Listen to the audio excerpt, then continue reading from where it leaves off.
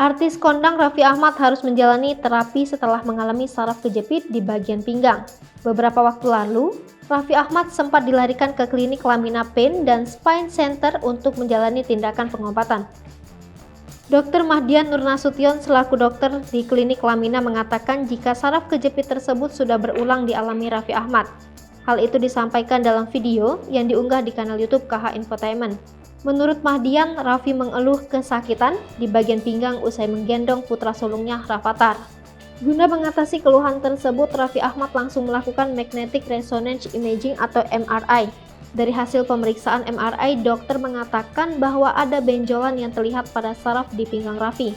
Raffi Ahmad sendiri, kata Mahdian, menjalani terapi endoskopi, di mana ada benda yang dimasukkan ke dalam jaringan tubuh ayah dua anak itu. Meski setelah tindakan diperbolehkan pulang, Raffi harus membatasi aktivitasnya. Untuk biaya pengobatan, suami Nagita Slavina itu merogoh kocek sekitar 80 juta rupiah.